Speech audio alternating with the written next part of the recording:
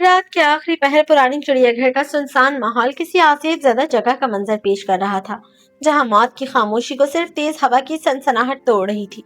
हमजा निहायत सुकून से भेड़िए के लोहे के बड़े और जंग-आलूद पिंजरे के सामने फर्श पर बैठा हुआ था, जैसे उसे इर्द गिर्द फैले हुए खतरात का जरा भी एहसास न हो।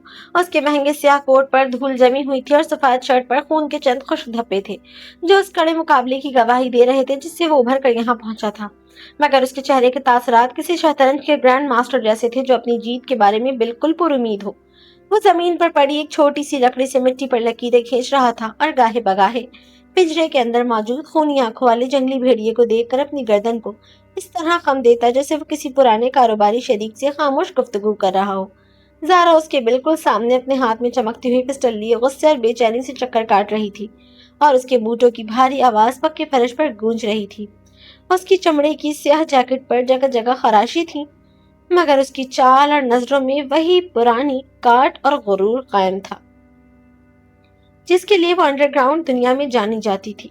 वो दोनों उस वक्त मुल्क के सबसे बड़े और बेरहम माफिया किंग सुल्तान को उसकी जिंदगी का सबसे बड़ा झटका देकर यहाँ रूपोश हुए थे, जिसके $17 मिलियन के नायाब नीले हीरे उन्होंने चंद घंटे पहले एक ऐसे जेर जमीन बैंक के लॉकर से उड़ाए थे जिसकी सिक्योरिटी को तोड़ना नामुमकिन समझा जाता था।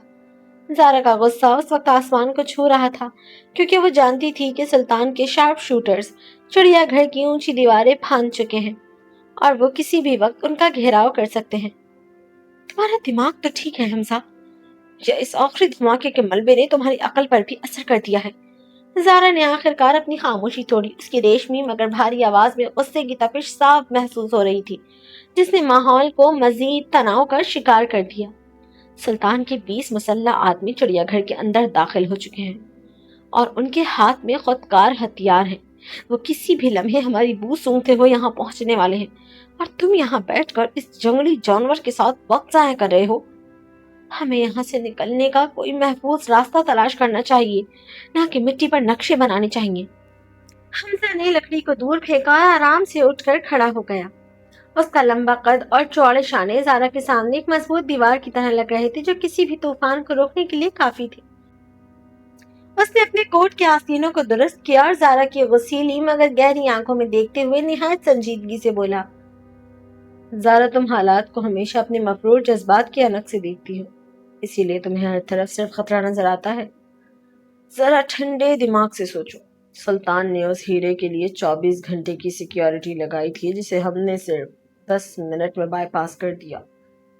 तो क्या तुम्हें लगता है कि उसके ये 20 जाहिल गुंडे हमारा रास्ता रोक पाएंगे? और जहां तक इस भेड़िए का ताल्लुक है, ये इस वक्त हमारे लिए एक बेहतरीन ताश का पत्ता है, जिसे मैंने पहले ही इस खेल में शामिल कर लिया था। ज़ारा ने गहरा सांस लिया और अपनी पिस्टल की मैगजीन को चेक करते हुए हमजा के और करीब आई। उसके चेहरे पर अब भी हमजा की उस फिलॉसफी के लिए शदीद नागवारी थी। मुझे इस वक्त तुम्हारी ये मंतक नहीं चाहिए हमजा, मुझे सिर्फ ये बताओ कि वो असली नीला हीरा कहाँ है। तुमने कहा था कि तुमने उसे गाड़ी के खुफिया खाने में महफूज कर दिया है, लेकिन वो गाड़ी तो पिछले चौक पर माफिया के रॉकेट लॉन्चर का शिकार होकर राख का ढेर बन चुकी है। अगर हीरा जल गया है तो हमारी ये सारी मेहनत और ये जान का खतरा बिल्कुल बिल्कुल फजूल था। हमजा के चेहरे पर एक धीमी और गहरी मुस्कुराहट उभरी, जिसमें एक चोर का मक्काराना फकर छुपा हुआ था। उसने अपने कोट की अंदरूनी जेब से ताले तोड़ने वाली स्टील की तार निकाली और पिंजरे की तरफ बढ़ते हुए बोला, गाड़ी में जो था वो महज शीशे का एक टुकड़ा था, जो मैंने सुल्तान के आदमियों को गुमराह करने के लिए वहां छोड़ा था, ताकि वो हमारी असल चाल को न समझ सके। असली माल तो मैंने इस चिड़ियाघर के सबसे खतरनाक कोने में, यानी इस भेड़िए के पिंजरे के अंदर, इस पुराने लकड़ी के तख्ते के नीचे छुपाया है, जिस पर ये हजरत इस वक्त अपना पूरा वजन डालकर बैठे, क्योंकि मुझे मालूम था कि अगर कोई हमारी तलाशी लेने आएगा भी तो वो इस जो खूनी जानवर के नीचे हाथ डालने की जरूरत कभी नहीं करेगा। ज़ारा ने हैरत और झटके से हमजा को देखा और फिर पिंजरे के अंदर नजर दौड़ाई, जहां भेड़िया वाकई अपने अगले दोनों भारी पंजे एक पुरानी लकड़ी के बक्स पर जमाए उन दोनों को घूर रहा था, जैसे वो उनकी नीयत से वाकिफ हो। ज़ारा की आंखें उसकी शातिराना चाल पर फैल गईं और उसने अपनी बंदूक का रुख पिंजरे की दरवाजे की तरफ करते हुए कहा, तुम वाकई एक नंबर के दीवाने हो हमजा। दुनिया का सबसे महंगा हीरा तुमने एक ऐसे भेड़िए के नीचे रख दिया जो इंसान का गोश्त शौक से खाता है। अब अगर मैं ये ताला खोलती हूँ और इसने हीरा देने के बजाय तुम्हारा हाथ चबा लिया तो याद रखना, मैं तुम्हें यहीं छोड़कर अकेली पेरिस चली जाऊंगी और तुम्हारे हिस्से की रकम से वहां अय्याशी करूंगी। हमजा ने ताले के अंदर तार को घुमाया और एक हल्की सी कड़कदार आवाज के साथ भारी लोहे का कुंडा पीछे हट गया। उसने ज़ारा की तरफ देखा और इंतहाई पुरसुकून लहजे में जवाब दिया, पेरिस अकेले जाने की जहमत मत करना ज़ारा, क्योंकि इस हीरे का बैनुल अक़वामी खरीदार सिर्फ मुझे जानता है, और जहाँ तक उस भेड़िए का ताल्लुक है, ये सिर्फ चोरों का एहतराम करता है, क्योंकि हम दोनों ही रात के अंधेरे में शिकार करने के आदी हैं। पिंजरे का ताला खुलते ही जंगालूद लोहे का दरवाजा एक सेकंड के लिए चरचराया, लेकिन ना तो हमजा ने उसे आगे धकेला और ना ही ज़ारा ने कदम आगे बढ़ाया। दोनों ने बेक वक्त चिड़ियाघर के तारीक दालान की तरफ देखा, जहां अब बूटों की आहट बिल्कुल थम चुकी थी। ये इस बात की निशानी थी कि सुल्तान के शिकारी अब घात लगाकर बैठ चुके थे और अगला कदम सीधा मौत के मुंह में जा सकता था। उस शदीद तनाव के माहौल में भी जहां आम इंसान की सांसें रुक जाती हैं, उन दोनों के चेहरों पर एक अजीब सा सुकून था, जो सिर्फ उन चोरों के हिस्से में आता है जिन्होंने जिंदगी का बड़ा हिस्सा कानून की आंखों में धूल झोंकते हुए गुजारा हो। ये सूरत हाल मुझे बर्लिन के उस म्यूजियम की याद दिला रही है। ज़ारा ने अपनी पिस्टल पर गिरफ्त मजबूत करते हुए दीवार की ओट से पीछे झांका और निहायत सर्द लहजे में कहा, वहां भी तुमने ताला तो खोल दिया था, लेकिन ये बताना भूल गए थे कि म्यूजियम के फर्श पर प्रेशर सेंसर्स लगे हुए हैं। नतीजे में मुझे 3 मंजिलों से नीचे लटक कर सिक्योरिटी गार्ड्स पर आंसू गैस के शेल फेंकने पड़े थे, जबकि तुम नीचे खड़े होकर नायाब पेंटिंग्स को रोल कर रही थी। हमजा ने पिंजरे के दरवाजे को अपनी कोहनी से हल्का सा सहारा दिया ताकि वो हवा से हिले नहीं, और ज़ारा की बात पर उसकी आंखों में पुरानी यादों की चमक उभर आई। बर्लिन का वो वाकया मेरी जिंदगी का सबसे बेहतरीन शाहकार था ज़ारा। अगर मैं तुम्हें सिक्योरिटी गार्ड्स के बारे में पहले बता देता तो तुम्हारी वो शानदार कारकर्दगी कभी सामने ना आती जो तुमने उस रात दिखाई थी। वैसे भी उस पेंटिंग की फरोख्त से जो 50 लाख यूरो मिले थे, उसमें से 60% हिस्सा तुम्हारे ही अकाउंट में गया था, जिससे तुमने पेरिस में वो महंगा फ्लैट खरीदा जहां तुम अब तक सिर्फ 2 बार गई हो। वो 50 लाख यूरो मेरी उस जहनी अजियत की कीमत थी जो मुझे तुम्हारी नाक़िस प्लानिंग की वजह से उठानी पड़ी थी। ज़ारा ने तीखे लहजे में जवाब दिया। उसका रुख अब भी अंधेरे रास्ते की तरफ था, जहां किसी भी वक्त गोली चल सकती थी। हम पिछले 5 सालों से एक दूसरे के साथ काम कर रहे हैं हमजा, और इन 5 सालों में मुझे एक बात अच्छी तरह समझ आ गई है कि तुम्हारे पास प्लान ए हमेशा कमाल का होता है, लेकिन जब वो फेल होता है तो तुम्हारा प्लान बी हमेशा किसी पागल खाने के मरीज का आइडिया लगता है, जैसे कि इस वक्त ये भेड़िया। हमजा ने एक गहरा सांस लिया और अपनी पुश्त दीवार से टकाते हुए हंस पड़ा। पार्टनर, यही तो मेरी इनफरादियत है। दुनिया के तमाम रिवायती चोर एक ही माइंडसेट के साथ काम करते हैं। वो पुलिस और माफिया के तरीकेकार को रट लेते हैं, लेकिन मैं हालात के मुताबिक फैसला करता हूँ। जब हम 3 साल पहले लंदन के उस शाही महल से वो तारीखी खंजर चुरा रहे थे, तो क्या किसी ने सोचा था कि हम शाही अस्तबल के घोड़ों को आजाद करके पूरे लंदन स्क्वायर पर अफरा तफरी मचा देंगे, और उस हंगामे में स्कॉटलैंड यार्ड के अफसरान हमारी गाड़ी का दरवाजा खुद खोलेंगे। वो डार्क कॉमेडी नहीं थी तो और क्या था? वो कॉमेडी सिर्फ तुम्हारे लिए थी, क्योंकि घोड़े की लात मेरे कंधे पर लगी थी। ज़ारा ने अपने दांत पीस कर कहा, मगर उसकी आवाज में गुस्से से ज्यादा एक पुरानी मजबूत पेशावराना दोस्ती का अक्स था, जो उन दोनों को दुनिया के तमाम चोरों से अलग और मजबूत बनाता था। तुम हमेशा मुझे ऐसी सूरत हाल में लाकर खड़ा कर देती हो जहां मेरे पास सिर्फ 2 ही रास्ते होते हैं, या तो मैं कानून की गिरफ्त में आ जाऊं, या फिर तुम्हारी उस पागलपन पर मबनी स्ट्रैटेजी का हिस्सा बनूं। और तुमने हमेशा दूसरा रास्ता चुना ज़ारा, क्योंकि तुम जानती हो कि मेरा पागलपन तुम्हें कभी नाकाम नहीं होने देता। हमजा ने इंतहाई संजीदा और जानदार आवाज में कहा। उसकी नजरें अब ज़ारा के चेहरे पर जम चुकी थी, जहां से पुरानी नाराजगी अब आहिस्ता आहिस्ता गायब हो रही थी। हमने जब भी बड़ी चोरी की, दुनिया ने हमारे तरीके देखे, हमारी अकल पर सर धुना।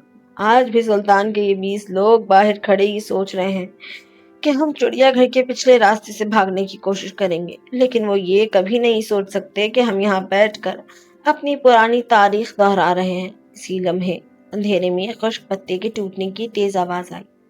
سلطان کے گنڈے بالکل ان کے پنجرے کے والے دائرے کے قریب پہنچ چکے تھے اور ہوا میں بارود کی بو واضح ہونے لگی تھی۔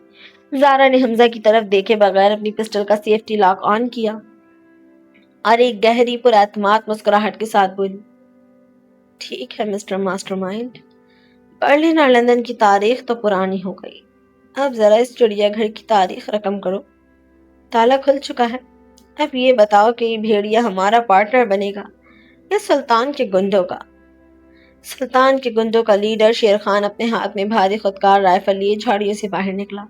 اس کے پیچھے 20 مسلح آدمی چڑیا گھر کے اس ویران کونے کو گھیر رہے تھے۔ شیر خان کے چہرے پر ایک زہریلی مسکراہٹ تھی۔ اسے یقین تھا کہ اس نے ملک کے 2 سب سے بڑے چوروں کو ایک ایسے کونے میں لا کھڑا کیا ہے جہاں سے آگے صرف موت تھی۔ کھیل ختم حمزہ، شیر خان نے اپنی گرجدار آواز میں کہا اور اپنی رائفل کا نشانہ سیدھا کیا۔ وہ نیلا ہیرا ہمارے حوالے کرو ورنہ سلطان کا حکم ہے کہ تم دونوں کی لاشیں بھی یہاں سے نہ ملے۔ حمزہ نے زارا کی طرف دیکھا اور نہایت سنجیدگی سے سر ہلایا، جیسے وہ کسی اہم میٹنگ میں کوئی فیصلہ کر رہا ہو۔ دیکھو زارا، میں نے کہا تھا نا کہ ان کا مائنڈ سیٹ کتنا روایتی ہے۔ کھیل ختم، ہیرا ہمارے حوالے کرو، ان کے پاس کوئی نئے ڈائلاگ ہی نہیں ہے۔ اس نے پھر رخ شیر خان کی طرف کیا اور بلند آواز میں بولا، شیر خان بھائی، ہیرا تو میرے پاس نہیں ہے لیکن ہمارے پاس چڑیا گھر کا یہ معزز رکن موجود ہے۔ میں نے اس سے بھی معاہدہ کیا ہے اور یہ مافیا کے اصولوں کے سخت خلاف ہے۔ اس سے پہلے کہ شیر خان حمزہ کی اس پاگل پن پر مبنی بات کا مطلب سمجھ پاتا، حمزہ نے پنجرے کا بھاری دروازہ پوری قوت سے باہر کی طرف دھکیل دیا۔ پنجرے کا کنڈا پہلے ہی کھلا ہوا تھا۔ دروازہ کھلتے ہی وہ بڑا اور غسیلے جنگلی بھیڑیا ایک ہولناک دھاڑ کے ساتھ باہر لپکا، لیکن وہ حمزہ یا زارا کی طرف نہیں بڑھا، کیونکہ حمزہ نے تالا کھولتے وقت زارا کے مہنگے پرفیوم کی کچھ بوندیں شیر خان کی طرف جانے والے راستے کی جھاڑیوں پر چھڑک دی تھی، اور بھیڑیا اس تیز بو کا پیچھا کرتے ہوئے سیدھا مافیا کے گنڈوں پر ٹوٹ پڑا۔ یہ کیا بلا ہے، گولی چلاؤ، شیر خان چلایا، لیکن اس کی رائفل کا نشانہ قطع ہو گیا کیونکہ بھیڑیے نے اس کے ایک آدمی پر سیدھا حملہ کر دیا تھا۔ چڑیا گھر کا وہ خاموش کونا اچانک ایک عجیب و غریب میدان جنگ میں تبدیل ہو گیا۔ گنڈے اپنی پوزیشنیں چھوڑ کر دائیں بائیں بھاگ رہے تھے، کچھ درختوں پر چڑھنے کی کوشش کر رہے تھے اور کچھ ہوا میں اندھا دھند فائرنگ کر رہے تھے۔ زارا نے اس افراتفری کا پورا فائدہ اٹھایا۔ وہ ایک چیتے کی طرح دیوار کی اوٹ سے نکلی، اس کی پسٹل سے مسلسل 3 فائر ہوئے اور شیر خان کے 3 اہم شوٹرز کے پاؤں پر گولیاں لگی، جس سے وہ وہی ڈھیر ہو گئے۔ حمزہ، فائل اور ہیرا لو اور چلو، زارا نے چلا کر کہا، جبکہ وہ خود ایک اور گنڈے کو اپنی ہائی بوٹ کی زبردست کک مار کر زمین پر گرا رہی تھی۔ حمزہ نے 1 سیکنڈ ضائع کیے بغیر پنجرے کے اندر چھلانگ لگائی، لکڑی کے تختے کو اٹھایا اور اس کے نیچے چھپا ہوا چھوٹا سا باکس نکال کر اپنے کوٹ کی اندرونی جیب میں محفوظ کر لیا۔ جب وہ پنجرے سے باہر نکلا تو وہاں عجیب منظر تھا۔ ایک گنڈا ریچھ کے خالی پنجرے کی چھت پر چڑھا ہوا تھا اور بھیڑیا نیچے کھڑا اس کے بوٹ کو چبانے کی کوشش کر رہا تھا، جبکہ باقی لوگ اپنی گنیں چھوڑ کر جھاڑیوں میں چھپ رہے تھے۔ چلو زارا، مہمانوں نے ہمارے سرپرائز گفٹ کو بہت پسند کیا ہے، اب ہمیں نکلنا چاہیے، حمزہ نے ہنستے ہوئے کہا۔ راستہ کہاں ہے؟ پچھلا دروازہ بلاک ہے اور سامنے سے ان کے مزید آدمی آ رہے ہیں، زارا نے اپنی پسٹل ری لوڈ کرتے ہوئے کہا۔ راستہ بالکل سامنے ہے، حمزہ نے چڑیا گھر کے انتظامی بلاک کی عقبی دیوار کی طرف اشارہ کیا، جہاں وی آئی پی مہمانوں اور آفیشلز کی گاڑیوں کے لیے ایک الگ پرائیویٹ راستہ بنایا ہوا تھا، جو چڑیا گھر کے بڑے مرکزی دروازے کے بجائے براہ راست باہر مین ہائی وے پر کھلتا تھا۔ انتظامیہ کے اس متبادل گیٹ کی چابی اور باہر کھڑی آفیشل جیپ کے کاغذات میں پہلے ہی سیٹ کر چکا ہوں، ہمیں بس یہ دیوار پار کرنی ہے۔ زارا نے ریلیف کا ایک گہرا سانس لیا، اپنے سیاہ کوٹ کو سیدھا کیا اور دیوار پر چڑھنے کے لیے پاؤں جماتے ہوئے حمزہ کو گھور کر ایک کاٹدار مسکراہٹ کے ساتھ بولی، شکر ہے تمہارا یہ پلان عقل کے مطابق ہے، لیکن یاد رکھنا حمزہ، اگر اس افراتفری میں میرے پیرس والے ذاتی فلیٹ کی چابیاں گم ہوئی تو تم مجھے پیرس کے سب سے مہنگے ہوٹل کا پینٹ ہاؤس بک کر کے دو گے۔ منظور ہے پارٹنر، لیکن پہلے اس گاڑی تک پہنچو۔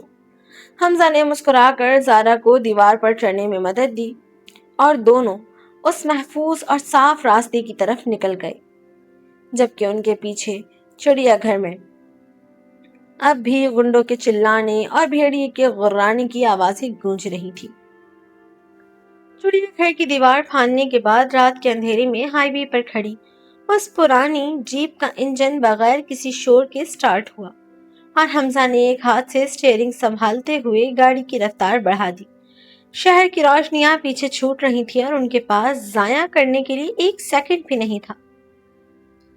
حمزہ نے سڑک پر نظریں جمائے ہوئے ہی اپنے بائیں ہاتھ سے پچھلی سیٹ پر پڑا ہوا ایک پرانا کپڑے کا تھیلا اٹھایا اور اسے زارا کی گود میں ڈال دیا۔ لو پارٹنر، وقت شروع ہوتا ہے اب۔ ہمیں بین الاقوامی پرواز پکڑنے سے پہلے اس شہر کے سب سے عام اور معصوم شہری دکھنا ہوگا، حمزہ نے پراعتماد لہجے میں کہا، جبکہ گاڑی 100 کلومیٹر فی گھنٹہ کی رفتار سے ہائی وے پر دوڑ رہی تھی۔ زارا نے بنا کوئی وقت ضائع کیے تھیلے کو کھولا، کیونکہ وہ جانتی تھی کہ اس تیز رفتار چلتی گاڑی کے تنگ ماحول میں وہ روایتی لباس بدلنا ناممکن تھا۔ اس نے تھیلے سے ایک سادہ ڈھیلا ڈھالا برقع نکالا۔ زارا نے اپنی وہ مہنگی جیکٹ اتاری جس پر اب بھی چڑیا گھر کے بارود اور مٹی کے داغ تھے، اور اسے گاڑی کے خفیہ خانے میں دبا دیا۔ اس کے بعد اس نے بڑی مہارت سے اس برقعے کو اپنے لباس کے اوپر ہی پہن لیا۔ اس نے اپنے بکھرے ہوئے بالوں کو برقعے کے اسکارف کے پیچھے چھپایا اور چہرے سے مٹی صاف کر کے حجاب کو اس طرح سیٹ کیا کہ اب اس کا پورا پچھلا متبسم اور خطرناک تاثر ایک ہی لمحے میں غائب ہو گیا۔ دوسری طرف حمزہ نے چلتی گاڑی میں ہی اپنا برانڈڈ سیاہ کوٹ اور وہ قیمتی سفید شرٹ اتاری جس پر مقابلے کے خون کے چند خشک دھبے تھے، اور اس کی جگہ ایک ہلکے نیلے رنگ کی ڈھیلی شرٹ پہن لی۔ اس نے اپنے سورے ہوئے بالوں کو ہاتھ سے بکھیر دیا، جس سے اس کے پر اعتماد چہرے پر ایک عجیب قسم کی بھولی بھالی معصومیت آ گئی۔ اب وہ دونوں دور سے دیکھنے پر کسی بھی طرح $17 ملین کے ہیرے اڑانے والے ماسٹر مائنڈز نہیں لگ رہے تھے، بلکہ ایک سیدھا سادھا روایتی اور معصوم جوڑا معلوم ہو رہے تھے جو چھٹیاں گزارنے نکلا ہو۔ کم از کم اب کوئی ہمیں دیکھ کر یہ نہیں کہے گا کہ ہم دنیا کے سب سے مہنگے ہوٹلوں میں ٹھہرتے ہیں۔ زارا نے گاڑی کے سائیڈ مرر میں اپنے برقعے اور حجاب والے بالکل سادہ اور روایتی بھیس کو دیکھتے ہوئے نہایت سنجیدگی سے کہا۔ اس کی کاٹ دار مسکراہٹ اب بھی قائم تھی۔ یہ بھیس اتنا زبردست ہے کہ اگر میں ایئرپورٹ پر کھڑی ہو جاؤں تو کوئی سیکیورٹی والا مجھ پر شک کرنے کی جرت بھی نہیں کرے گا، اور لوگ مجھے عزت سے راستہ دے دیں گے، اور یہی تو ہماری سب سے بڑی کامیابی ہے زارا۔ حمزہ نے ایئرپورٹ کے سائن بورڈ کی طرف گاڑی موڑتے ہوئے جواب دیا۔ دنیا کے چور ہمیشہ خود کو چھپانے کے لیے نقاب لگاتے ہیں، لیکن ہم خود کو دکھا کر چھپاتے ہیں۔ اب جب ہم یہاں سے نکلیں گے تو ہم سیدھے وسطی یورپ کے ملک جمہوریہ چیک کے خوبصورت شہر پراگ کی پرواز پکڑیں گے۔ وہاں ایک ایسی نایاب اور تاریخی چیز موجود ہے جس پر پچھلے 50 سالوں سے دنیا کے بڑے بڑے مافیا کی نظریں ہیں، مگر اسے چھونا بھی کسی کے بس کی بات نہیں۔ زارا نے اپنے پسٹل کو اپنے برقعے کی گہری اندرونی جیب میں نیچے چھپاتے ہوئے حمزہ کو دیکھا۔ اس کی آنکھوں میں تجسس ابھر آیا۔ پراگ؟ وہاں تو دنیا کا سب سے محفوظ میوزیم اور سخت ترین سیکیورٹی کا نظام ہے۔ ہم وہاں کیا چرانے چاہ رہے ہیں؟ وہاں پراگ کے شاہی قلعے کے اندر ایک انتہائی خفیہ زیر زمین تہخانے میں 12ویں صدی کا ایک نایاب اور مقدس تومار محفوظ ہے، جس کے اندر اس دور کے بادشاہوں کے پوشیدہ خزانوں کے نقشے اور کچھ ایسی تحریریں ہیں جو بین الاقوامی بلیک مارکیٹ میں کسی بھی ہیرے سے 10 گنا زیادہ قیمت رکھتی ہیں۔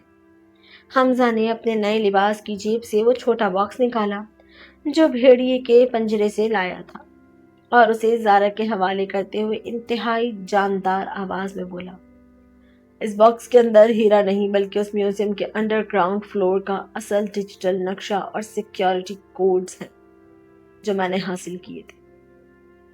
وہ نیلا ہیرا تو محض ایک بہانہ تھا تاکہ اصل مال تک پہنچنے کا راستہ صاف ہو سکے۔ زارا نے حیرت اور صدمے سے اس باکس کو دیکھا۔ اس کا دماغ ایک سیکنڈ کے لیے گھوم گیا کہ حمزہ نے کتنی بڑی چال چلی تھی جس کا علم خود اسے بھی نہیں تھا۔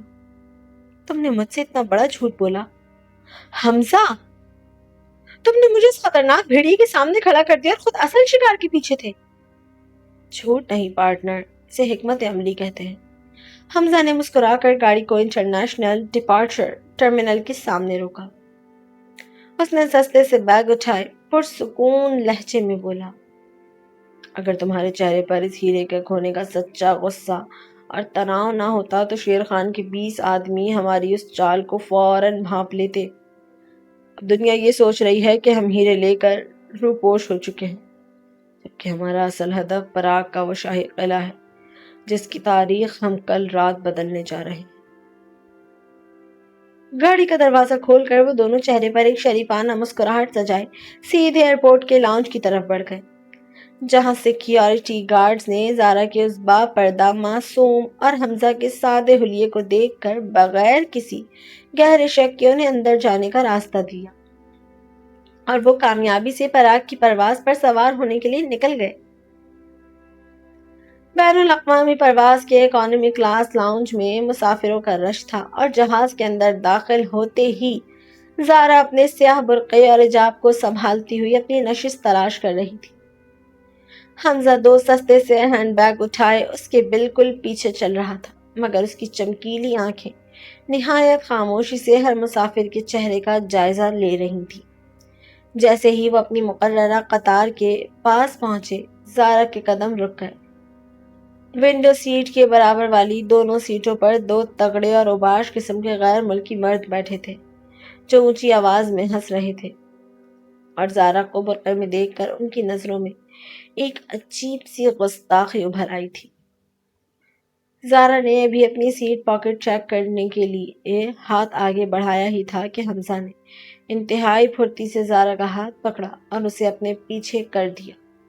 اس کا وہ معصوم اور بھولا بھالا حلیہ ایک ہی سیکنڈ میں غائب ہو گیا اور اس کے چوڑے شانے ان دونوں مردوں کے سامنے ایک لوہے کی دیوار کی طرح تن گئے۔ حمزہ کی آنکھیں اتنی سرد اور گہری ہو گئیں کہ ان دونوں مردوں کی ہنسی حلق میں ہی رک گئی۔ ایکسکیوز می، حمزہ نے انتہائی دھیمی مگر اتنی بھاری اور روبدار آواز میں کہا کہ زارا نے بھی چونک کر اسے دیکھا۔ یہ ونڈو سیٹ میری ہے اور یہ برابر والی سیٹ بھی میری ہے۔ آپ دونوں مہربانی کر کے راہداری کی طرف والی سیٹوں پر تشریف لے جائیں، ورنہ مجھے ایئر ہوسٹس سے کہہ کر آپ کی نشستیں تبدیل کروانی پڑیں گی۔ ان دونوں مردوں نے حمزہ کے قد کاٹ اور اس کے چہرے کے سخت اور پر اعتماد تاثر کو دیکھ کر بغیر کسی بحث کے اپنی پوزیشن بدل لی اور خاموشی سے پیچھے ہٹ گئے۔ حمزہ نے زارا کی طرف دیکھا، اس کے چہرے کی وہ سختی ایک پل میں غائب ہو گئی اور وہاں وہی پرانی ضدی مسکراہٹ لوٹ آئی۔ اس نے زارا کو کھڑکی والی سب سے محفوظ سیٹ کی طرف اشارہ کیا اور خود اس کے برابر والی سیٹ پر بیٹھ گیا تاکہ زارا اور راہداری کے درمیان وہ خود ایک ڈھال بن سکے۔ تم کچھ زیادہ ہی پزازر نہیں ہو رہے ہو مسٹر حمزہ، زارا نے سیٹ بیلٹ باندھتے ہوئے دھیمی آواز میں کہا، حالانکہ اس کا دل حمزہ کے اس فوری رد عمل پر ایک لمحے کے لیے تیزی سے دھڑکا تھا، مگر اس نے اپنے چہرے پر وہی پرانی بیزاری برقرار رکھی۔ میں ان دونوں سے خود نمٹ سکتی تھی، میری پسٹل بھلے ہی تھیلے میں ہو مگر میری کک اب بھی ان کا جبڑا توڑنے کے لیے کافی تھی۔ حمزہ نے اپنے بیگ کو اوپر والے کیبن میں سیٹ کیا اور پھر مڑ کر زارا کے چہرے کو دیکھا۔ جہاز کی مدھم پیلی لائٹ زارا کے حجاب کے کناروں کو چھو رہی تھی، جس سے اس کی جھیل جیسی آنکھیں اور بھی گہری لگ رہی تھیں۔ حمزہ نے اپنی نظریں اس کے چہرے پر جما دی ان نظروں میں ایک ایسی گہری اور خاموش حفاظت تھی جو وہ پچھلے 5 سالوں سے اپنے دل میں چھپائے بیٹھا تھا۔ وہ اسے اتنی گہرائی اور شدت سے دیکھ رہا تھا کہ زارا نے گھبرا کر اپنی نظریں جھکا لی اور کھڑکی سے باہر اندھیرے آسمان کو دیکھنے لگی۔ تم دنیا کی ہر مصیبت سے نمٹ سکتی ہو زارا، مجھے معلوم ہے، حمزہ نے انتہائی نرم اور سنجیدہ آواز میں کہا۔ اس کے جملوں کا وزن زارا کے دل پر اتر رہا تھا۔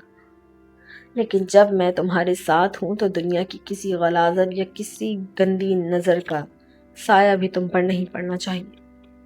یہ میرا حق ہے اور میری عادت بھی۔ زارا نے کھڑکی کے شیشے میں حمزہ کا عکس دیکھا جو اب بھی اسے ہی نہار رہا تھا۔ اس نے جھوٹی چڑچڑاہٹ کے ساتھ اپنے برقعے کے اسکارف کو تھوڑا اور سیدھا کیا اور بولی، تمہاری یہ ڈائلاگ بازی پر برلن اور لندن میں چلتی ہوگی، یہاں مجھ پر اثر نہیں کرنے والی۔ اپنا دھیان پراگ کے اس شاہی قلعے کے نقشے پر لگاؤ، نہ کہ مجھ پر۔ نقشہ تو میرے دماغ میں چھپ چکا ہے زارا۔ حمزہ نے دھیرے سے مسکرا کر اپنے سر کو سیٹ کی پشت سے لگایا اور اس کی طرف رخ کر کے بولا، لیکن اس پورے پلان میں سب سے اہم حصہ وہ ہے جب ہم قلعے کے اندر اس نایاب چیز کو ہاتھ میں پکڑیں گے۔ کام کا اصل مزہ تو تبھی آتا ہے جب تعریف کرنے والی تم ہو، کیونکہ تمہاری اس تپش کے بغیر میری ہر کامیابی ادھوری ہے۔ زارا نے اپنا چہرہ دوسری طرف کر لیا تاکہ حمزہ اس کے گالوں پر ابھرنے والی سرخ رنگت کو نہ دیکھ سکے جو اس کی باتوں کی وجہ سے وہاں پھیل چکی تھی۔ وہ ہمیشہ حمزہ کی اس بزاز فطرت اور گہری نظروں سے تپتی رہتی تھی، مگر دل کے کسی کونے میں وہ جانتی تھی کہ اس خطرناک دنیا میں حمزہ ہی اس کا واحد اور سب سے محفوظ ٹھکانہ تھا۔ جہاز نے رن وے پر دوڑنا شروع کر دیا اور وہ دونوں اندھیری رات کو چیرتے ہوئے پراگ کے اس نئے سفر کی طرف پرواز کر گئے۔ ایئرپورٹ کے باہر پراگ کی سرد ہوا کے تیز جھونکوں نے ان کا استقبال کیا۔ چاروں طرف سیکیورٹی کا جدید ترین نظام اور یورپ کی چمکتی ہوئی شاہانہ زندگی واضح تھی۔ حمزہ نے اپنے سستے ہینڈ بیگ کو کندھے پر ٹکایا اور سامنے VIP لین میں کھڑی ایک انتہائی شاندار نیلے رنگ کی ونٹیج مرسیڈیز بینز کی طرف اشارہ کیا، جس کا چمکتا ہوا کروم اور شاہانہ انداز پراگ کی تاریخی گلیوں کے عین مطابق تھا۔ زارا نے اپنے سیاہ برقعے کو سمیٹتے ہوئے اس قیمتی اور کلاسک گاڑی کو دیکھا اور پھر رک کر حمزہ کو ایسی تیکھی نظروں سے گھورا جیسے وہ اس کی نیت کو ایک ہی سیکنڈ میں ناپ لینا چاہتی ہو۔ $17 ملین کے ہیرے اڑانے کا دعویٰ کرنے والا ماسٹر مائنڈ اب اس پائی کی شاہانہ گاڑی میں سفر کرے گا۔ زارا نے اپنے حجاب کے کناروں کو جھٹکتے ہوئے انتہائی کاٹدار اور طنزیہ لہجے میں کہا، حمزہ مجھے شک ہے کہ تمہارا دماغ واقعی چڑیا گھر کی اس دیوار سے ٹکرا کر اپنی اصلی جگہ سے ہل چکا ہے۔ اس مہنگی کلاسک کار میں بیٹھتے ہی بارڈر سیکیورٹی کے سیٹلائٹ سب سے پہلے ہمارے اس سادہ حلیے کو نوٹ کریں گے۔ تمہارا یہ شکی مزاج کسی تفتیشی افسر جیسا ہے زارا۔ حمزہ نے مرسیڈیز کا بھاری دروازہ ایک پراعتماد جھٹکے کے ساتھ کھولا اور نہایت سکون سے اندر بیٹھتے ہوئے جواب دیا، اگر میں یہاں کوئی عام سی گاڑی کھڑی کرتا تو پراگ کے اس امیر ترین اور تاریخی شہر میں ہم سب سے الگ اور مشکوک نظر آتے۔ اس شہر میں روزانہ سینکڑوں عمرہ اور سیاح ان تاریخی ونٹیج گاڑیوں میں گھومتے ہیں۔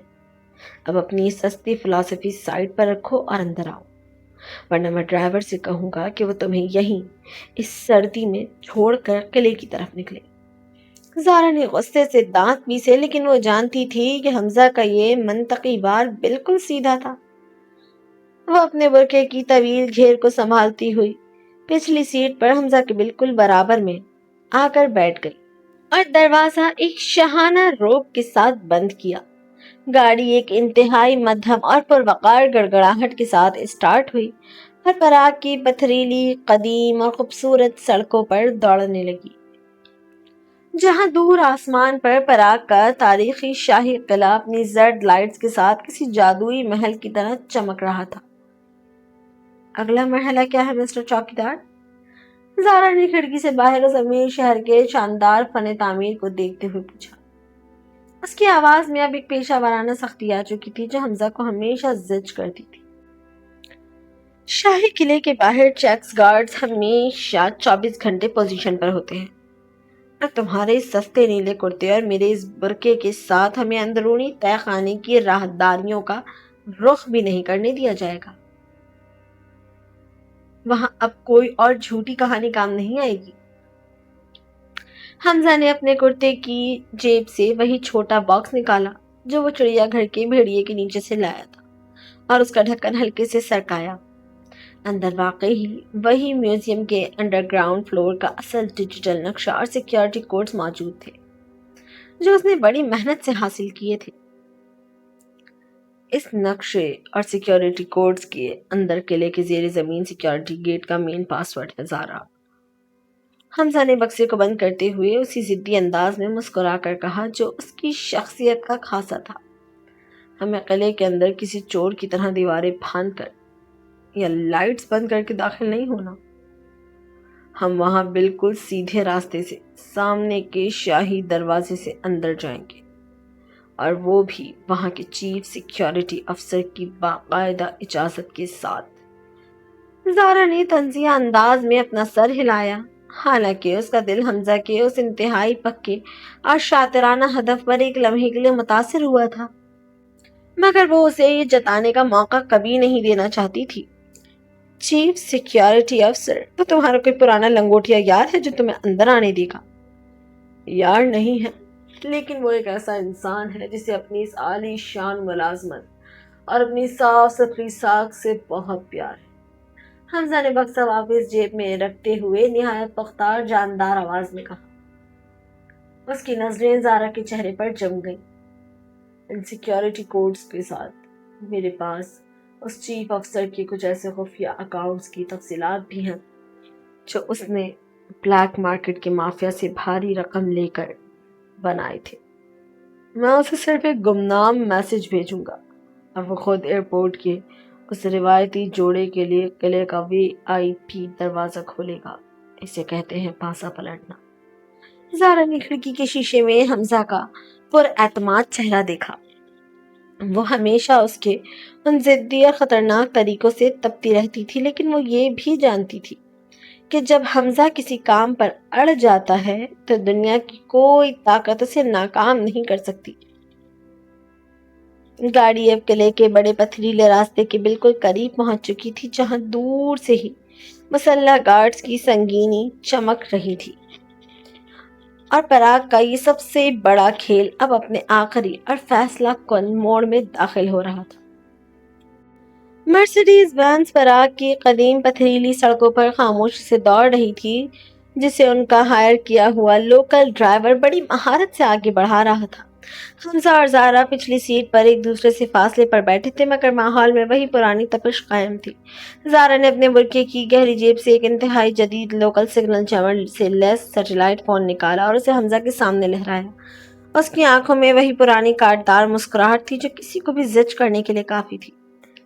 لو مسٹر ماسٹر مائنڈ، قلعے کے چیف سیکیورٹی افسر کو میسج بھیجنے سے پہلے کیوں نہ اس انسان کو تھوڑی ذہنی اذیت دی جائے جو پچھلے 3 سالوں سے انٹرپول کے فنڈ صرف ہمارے فرضی خاکے بنانے پر اڑا رہا ہے۔ زارا نے فون کا اسکرین حمزہ کی طرف گھمایا۔ لندن اور برلن کے بعد وہ اس وقت پراگ کے ہیڈ کوارٹر میں بیٹھ کر اپنی کافی ٹھنڈی کر رہا ہے۔ حمزہ نے آرام سے سیٹ پر سے ٹیک لگائی اور فون پر نظر جماتے ہوئے اس کے چہرے پر ایک انتہائی مکارانہ اور ضدی چمک ابھر آئی۔ انسپکٹر شاہریز، قانون کی دنیا کا وہ واحد افسر جو خود کو سب سے بڑا عقاب سمجھتا ہے لیکن یہ نہیں جانتا کہ وہ جس ڈیول کپل کے پیچھے پاگل ہے وہ اس وقت اس کے اپنے ہی شہر میں ایک معصوم میاں بیوی کا روپ دھارے گھوم رہے ہیں۔ زارا، نمبر ملاؤ۔ پراگ کے اس شاہی قلعے کا تالا توڑنے کا مزہ تب تک نہیں آئے گا جب تک شاہریز کو یہ معلوم نہ ہو کہ اس کا پاسا پلٹ چکا ہے۔ زارا نے انگلیوں کی ایک تیز حرکت سے نمبر ڈائل کیا اور اسپیکر آن کر دیا۔ صرف 2 گھنٹیاں بجیں اور دوسری طرف سے ایک انتہائی کڑکدار، تھکی ہوئی مگر روبدار مردانہ آواز گونجی۔ انسپکٹر شاہریز آن دی لائن۔ حمزہ نے زارا کو خاموش رہنے کا اشارہ کیا اور خود پچھلی سیٹ پر آرام سے بیٹھتے ہوئے اپنی آواز کو تھوڑا بھاری اور طنزیہ بناتے ہوئے بولا، گڈ ایوننگ انسپیکٹر شاہریز. سنا ہے پراگ کی سردی میں انٹرپول کے افسران کو نیند بہت اچھی آتی ہے. فون کی دوسری طرف ایک لمحے کے لیے ایسی خاموشی چھا گئی جیسے وہاں کا درجہ حرارت اچانک گر گیا ہو. پھر شاہریز کی سانسیں تیز ہوئیں اور اس نے اپنے دانت پیستے ہوئے کہا, ڈیول کپل, تم لوگ اس وقت کہاں ہو؟ ہم کہاں ہیں یہ سوچنے کے لیے تمہارے پاس بہت کم وقت ہے شاہریز. حمزہ نے نہایت سکون سے ہاتھ کی انگلیوں کو آپس میں پھنساتے ہوئے کہا, صرف یہ بتانے کے لیے فون کیا تھا کہ تم نے جس چڑیا گھر کے مافیا کنگ سلطان کے اشارے پر شیر خان اور اس کے 20 شارپ شوٹرز کو ہمارے پیچھے لگا رکھا تھا, وہ 20 کے 20 اس وقت ریچھ کے پنجروں کے اوپر چڑھ کر بھیڑیوں سے اپنی جان کی بھیک مانگ رہے ہیں. سلطان کا وہ $17 ملین کا نیلا ہیرا, وہ تو محض ایک شیشہ تھا جو ہم نے تمہاری اور اس مافیا کی عقل کا امتحان لینے کے لیے وہاں چھوڑا تھا. تم لوگ قانون کا مذاق اڑا رہے ہو. شاہریز کی آواز غصے سے پھٹ پڑی.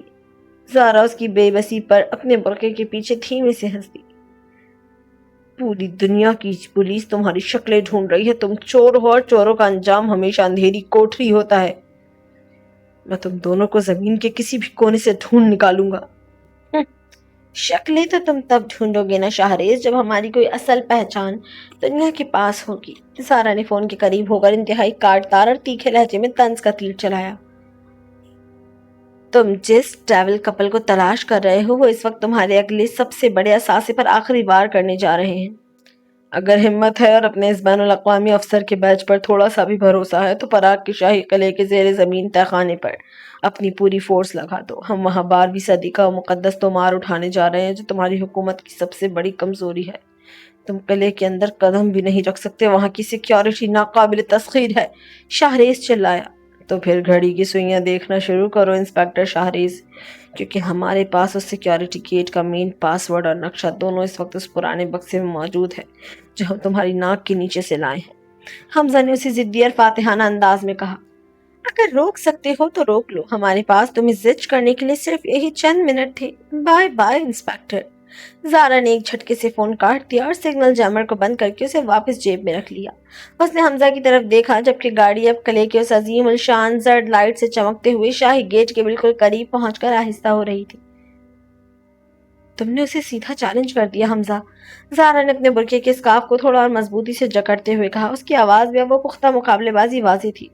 اب اگر اس چیف سیکیورٹی افسر نے شاہریز کے خوف سے ہمارا دروازہ نہ کھولا تو تم مجھے پیرس کے پینٹ ہاؤس کے بجائے پراگ کے سب سے پرانے جیل کے مینیو سے کھانا آرڈر کر کے دو گے. میں نے کہا تھا نا زارا, چیف افسر کو اپنی نوکری سے زیادہ اپنی اس بلیک مارکیٹ والی ساکھ سے پیار ہے جو اس بکسے کے کوڈز میں چھپی ہے. حمزہ نے مرسیڈیز کے رکتے ہی زارا کی طرف دیکھا اور ایک گہری مسکراہٹ کے ساتھ بولا, شاہریز اپنی فورس لے کر یہاں پہنچے اس سے پہلے ہم اس قلعے کی تاریخ بدل چکے ہوں گے.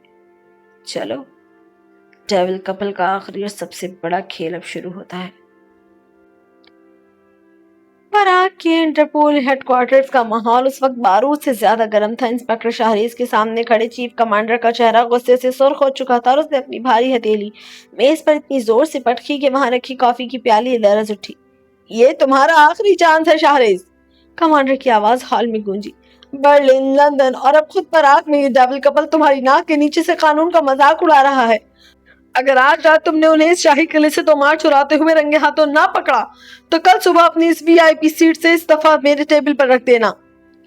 شاہریز نے اپنے کوٹ کو درست کیا. اس کی آنکھوں میں ایک پختہ عزم تھا. اس نے اپنے افسر کی آنکھوں میں دیکھتے ہوئے انتہائی جاندار آواز میں کہا, سر, اگر آج رات وہ دونوں میری گرفت میں نہ آئے تو کل صبح آپ کو میرے استعفے کا انتظار نہیں کرنا پڑے گا.